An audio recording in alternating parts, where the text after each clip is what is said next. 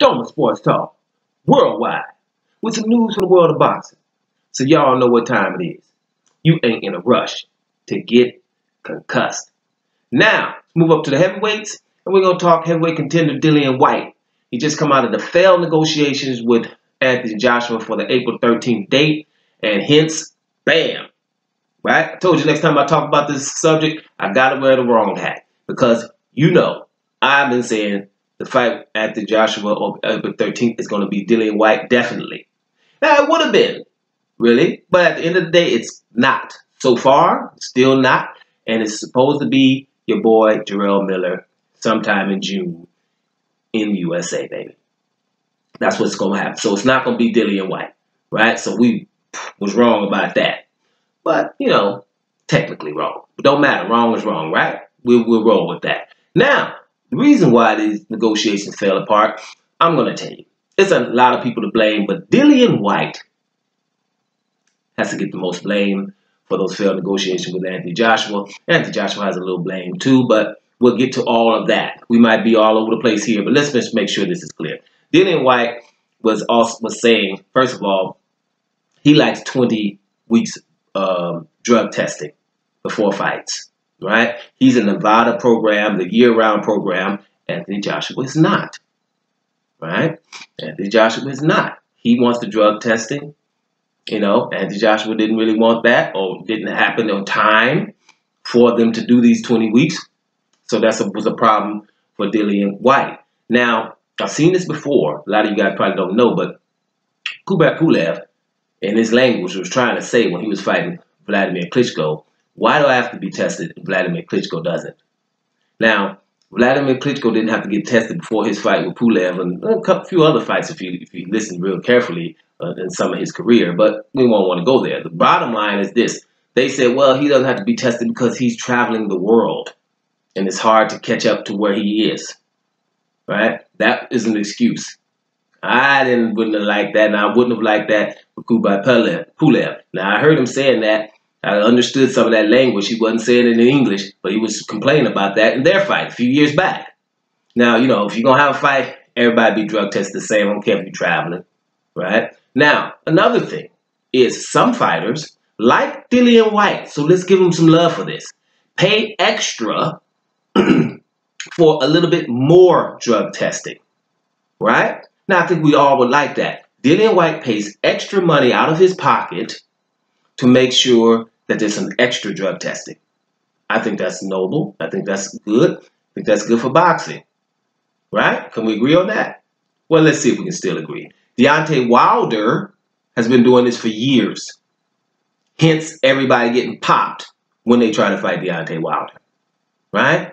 If it's Warwick got popped, Luis Ortiz popped, Povetkin popped, that's that extra money that he pays. That's why Deontay Wilder always knows who's going to get popped. Extra money. Noble. No matter who does it, what side of the pond.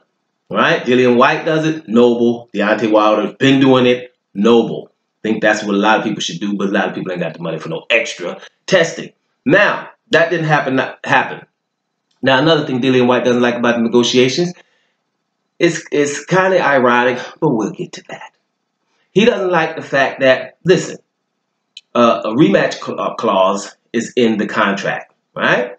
Rematch clause is in the contract. And if he would accept the money, he was thinking if he beats Anthony Joshua, then Anthony Joshua would still get the lion's share of the money, over 50% of the money in a rematch.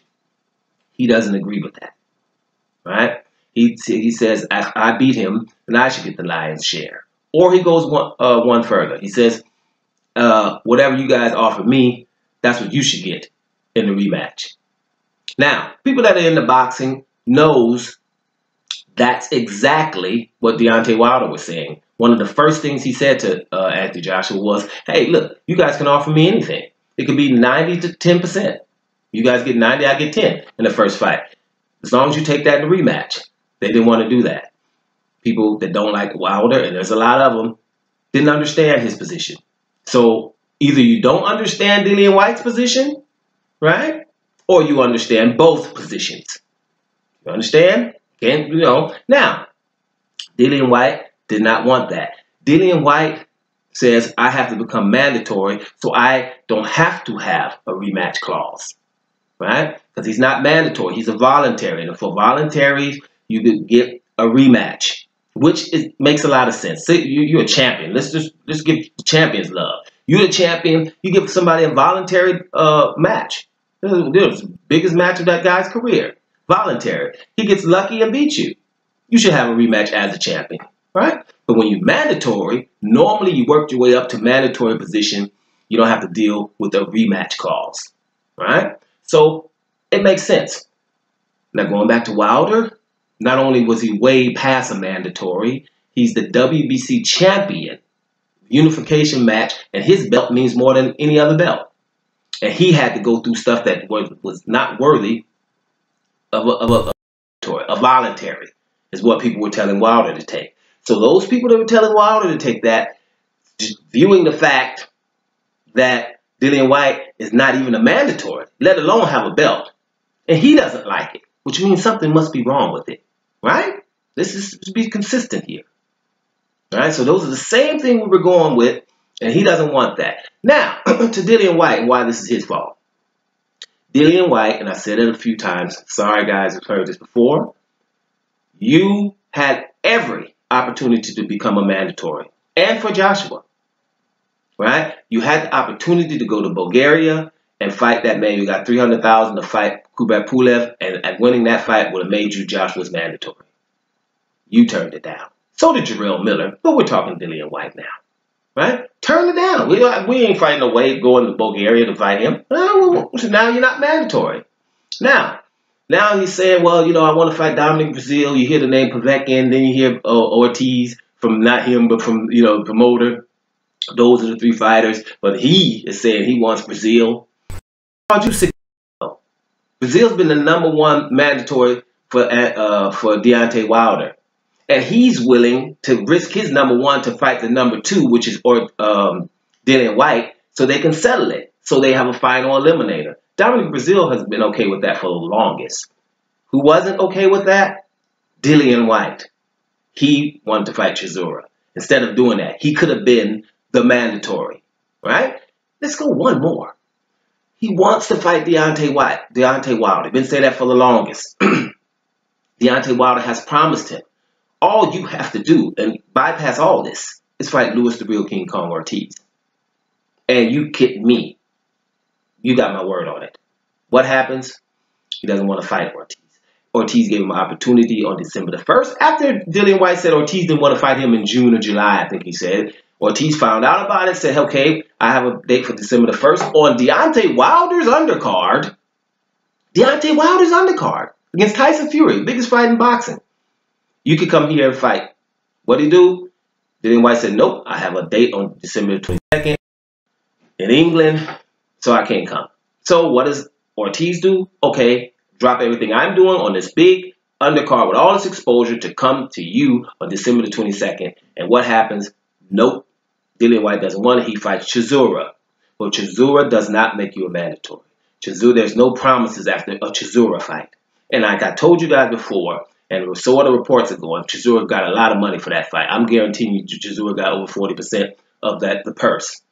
Right? Don't know it for a fact, but if he was at 37 before David Haye and your boy Chisora found out that he does not want to fight Ortiz, and Ortiz is on the way to England, he had to fight Chisora. And so they made that deal. And I know if somebody knows what Chisora got, holla. But those are the reasons that you just got to say, well, you only have to blame yourself, Dillian Whyte. You had all the opportunities to be mandatory, but you were trying to go around it and fight who you want. Now you consider yourself to be pay-per-view. You're a pay-per-view star, right? Because England let them get away with it. Him versus Joseph Parker, no problem with pay-per-view. Him versus Derek Chisora was not pay-per-view worthy. They got away with it. And so now he considers himself to be pay-per-view. But let's make sure this is clear. This is all what he has to do. Anthony Joshua's on his way to the U.S. market now. And in the article, they're talking about how lucrative the U.S. market is. It is. It's about 4 times more than what in England cost for pay-per-view, right? And another thing I want to note again. You know, I've seen an article about Povetkin wants to come back and fight in April. Dillian Whyte, who he wants, right? Joshua needed an opponent bad.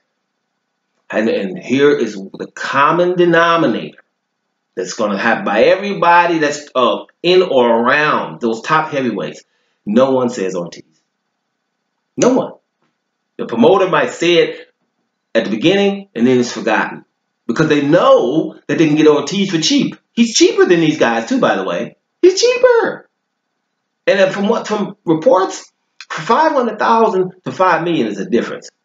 Now, if the Chisora got $5 million to fight Dillian Whyte, and he could have got $500,000 with Ortiz, what does that tell you, right? That guy talking about he want to fight in April, won't mention Ortiz. Dillian Whyte could mention him right now. And I told you, if you'd have fought Ortiz instead of Chisora and beat Ortiz, none of this would be happening. Anthony Joshua could have said, okay, well, I can't get Dillian Whyte on April 13th. I can fight at Wembley if I fight Ortiz. And the whole world would come. And then if you want to go to have an American fight in America, yeah, Jarrell Miller's cool, but you can fight Ortiz. Ortiz is also the guy who almost beat Deontay Wilder. Looked better against Deontay Wilder than Tyson Fury did, to be honest. People know that. Americans for sure. That's not dormant. They know who Ortiz is. Everyone knows that he's dangerous. And I just think we as fans should stop letting them ignore it. Look at them. Look at them. Even my boy, I roll with some Joe, too. Joseph Parker ain't mentioning Ortiz. Right? No one is mentioning him. He's got to go fight a Christian Hammer with all these people that need fights and want to maneuver themselves. Any one of them fights and beats Ortiz, they're the man. That's how simple it is. You know, they're the man. But for some reason, it doesn't happen. So let's just focus on that, too. So at the end of the day, Dillian Whyte is mandatory. He has to become mandatory so he doesn't have to, he can get in the rematch. He doesn't have to have a rematch, right? But let's sum it up. It's only himself to blame that he wasn't the mandatory, right? No one would blame you for fighting Joseph Parker because at that particular time, Joseph Parker still had, you know, people knew who it was. He was the one who barely lost to Anthony Joshua. So he had a little momentum. People knew who he was. You know, exposure was there. So that's not a problem. And Joseph Parker, that was a pay-per-view event, and it was a big one. No problem with that. But the Chisora fight, that could have been replaced with Ortiz, and things would have been fine. Or to a lesser extent, maybe Dominic Breazeale. But not fighting Kubrat Pulev for the mandatory, Dominic Breazeale or Ortiz has cost him, right? Now, the rematch, normally if you beat a guy, he should take what, you know, what he offered you. But Anthony Joshua was not rolling like that. So you should have got yourself in the mandatory position instead of hoping that he treats you with some respect. That's how I see it. What you think? Thermal Sports Talk, worldwide. And I'm about to here, y'all.